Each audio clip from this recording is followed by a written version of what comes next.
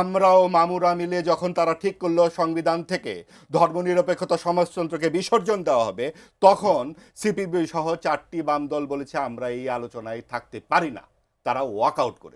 এটা সরকারের দায়িত্ব নয়, বিকাশের দায়িত্ব সরকার কেন নেবে? কিন্তু এটাও ঠিক নয় যে সরকার প্রশ্রয় দেবে। আপনার এই বুলডোজার কি পকেটে নিয়ে যাওয়া যায়? 32 নম্বরে যে বুলডোজার দিয়ে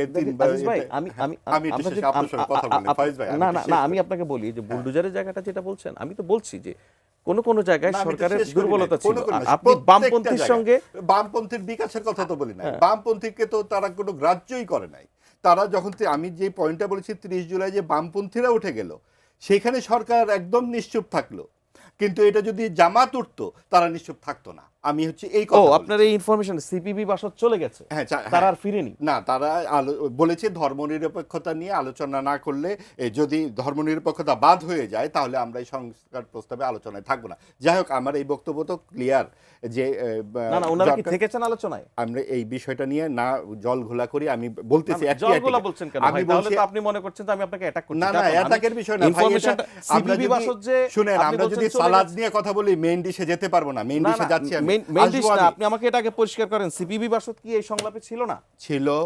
যখন ধর্মনিরপেক্ষতা ও সমাজতন্ত্রকে বর্জন করা হলো 30টি রাজনৈতিক দল মিলে, যার 7-8টি রাজনৈতিক দল ছাড়া অধিকাংশকে আমরা চিনি না, যার দ্বিতীয় এবং তৃতীয় আমরা চিনি না, আমরাও মামুরা মিলে যখন তারা ঠিক করলো সংবিধান থেকে ধর্মনিরপেক্ষতা সমাজতন্ত্রকে বিসর্জন দেওয়া হবে, তখন সিপিবি সহ 4টি বাম দল বলেছে আমরা এই আলোচনায় থাকতে পারি না, তারা ওয়াক আউট করেছে। এবং পরবর্তীতে তারা ব্যাক করেছে। তারা ওয়াক আউট করেছে এবং তারপরে আপনি যেটা বলছেন তাদেরকে ওয়াক আউট করেছে। তারা এই আলোচনাটিতে ওই জায়গায় থেমে যাচ্ছেন কেন? তাদেরকে আর ফেরানো হয়নি এবং আপনি একটা কনক্লুশনে আসছেন। তারপরে আমি আরো আমার আরো বড় কনক্লুশন হচ্ছে যে এইখানে কি করে একটা 30টি রাজনৈতিক দল মিলে বাংলাদেশের সংবিধানের মূল স্তম্ভকে বাদ দিয়ে দেওয়ার সিদ্ধান্ত নেওয়া হয়। এবং এইখানেই সবচেয়ে বড় দক্ষিণ পন্থার যে সাথে সরকারের যে ঘনিষ্ঠ সম্পর্ক সেটা স্পষ্ট। এখানে আর কোনো বিতর্কের জায়গা থাকে না, কারণ এই গণ অভ্যুত্থানে কোথাও বলা হয়নি, একটিবার উচ্চারণ করা হয়নি ধর্মনিরপেক্ষতা বাদ যাবে। এটা সরকারই বের করেছে। তারা জাতীয় ঐক্যমত্য কমিশন করেছে এবং জাতীয় ঐক্যমত্য কমিশন করে বাংলাদেশের সমাজকে চির বিভাজিত করেছে। আপনার ভাই 4 জন, সেই 4 জনের একজন খুন করেছে, একজন ডাকাতি করেছে। আপনি কি তাকে পিতার সম্পত্তি থেকে বঞ্চিত করতে পারেন নাকি?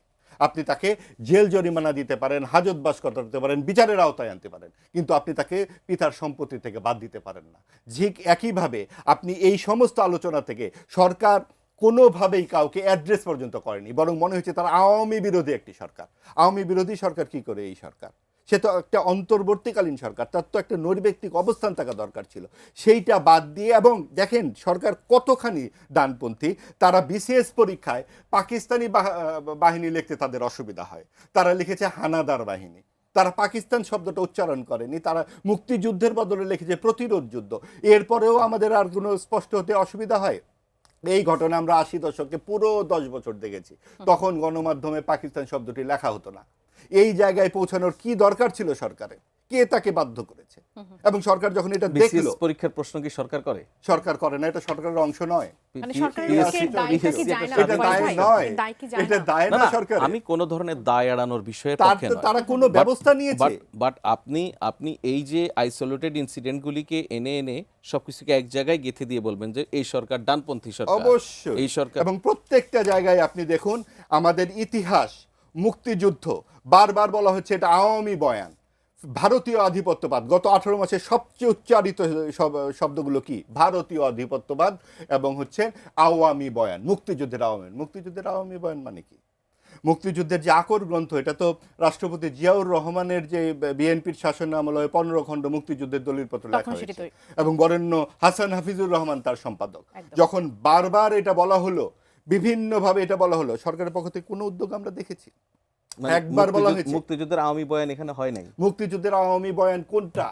মুক্তিযুদ্ধের আওয়ামী বয়ান কি? যে হ্যাঁ পাকিস্তান আমাদের এখানে মেরেছে, 30 লক্ষ লোক মানুষ মারা গেছে, এই বিতর্ক তো এখানে উস্কাই দেওয়া হয়েছে যে না 30 লক্ষ না, এখন বলা যাবে না।